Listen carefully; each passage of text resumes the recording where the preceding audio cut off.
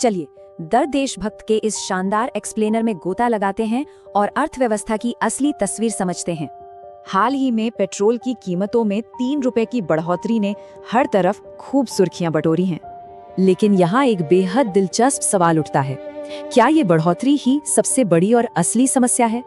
माना कि अंतर्राष्ट्रीय विवाद और सप्लाई चेन की दिक्कतें हैं, लेकिन विश्लेषण के मुताबिक ये महज ट्रिगर हैं।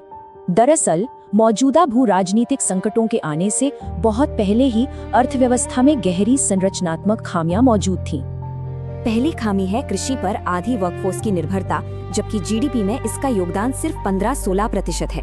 मैन्युफैक्चरिंग का जीडीपी में सिकुड़ता हिस्सा भी काफी चिंताजनक है, जो सीधे डी इंडस्ट्रियलाइजेशन का संकेत दे रहा है।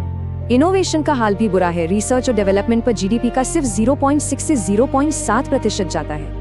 नतीजतन धीमी ग्रोथ रेट के कारण भारत अब खिसक कर दुनिया की 6ठी सबसे बड़ी अर्थव्यवस्था बन गया है। बाजार पर इसका सीधा असर पड़ा है। विदेशी संस्थागत निवेशकों ने इस साल 1.8 लाख करोड़ रुपए निकाल लिए हैं। तो इन मैक्रो इकोनॉमिक बदलावों का आम आदमी की जेब पर क्या असर हुआ है? ये डेटा वाकई चिंताजनक है। विश्लेषण साफ करता है कि 2019 के बाद से लोगों का वास्तविक वेतन या तो स्थिर है या गिरा है। इस भारी दबाव ने शुद्ध घरेलू बचत को 5.3% के 50 साल के निचले स्तर पर ला दिया है। बचत घट रही है। कुल बचत में बैंक जमा का हिस्सा 43 से गिरकर अब 35% रह गया है। घर चलाने के लिए लोग क्रेडिट पर निर्भर हैं। बकाया क्रेडिट कार्ड कर्ज दुगने से भी ज्यादा हो चुका है। प्रति क्रेडिट कार्ड औसत बकाया भी तेजी से बढ़ा है, जो कर्ज पर एक खतरनाक निर्भरता को साफ दर्शाता है।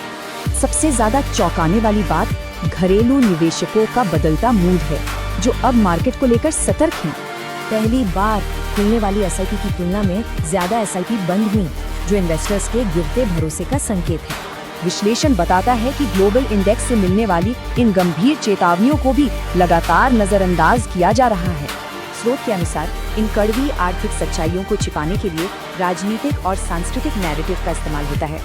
ये एक्सप्लेनर भटकाव वाले मुद्दों के बजाय ठोस नीतिगत कार्रवाई और पूरी ट्रांसपेरेंसी की मांग के साथ खत्म होता है।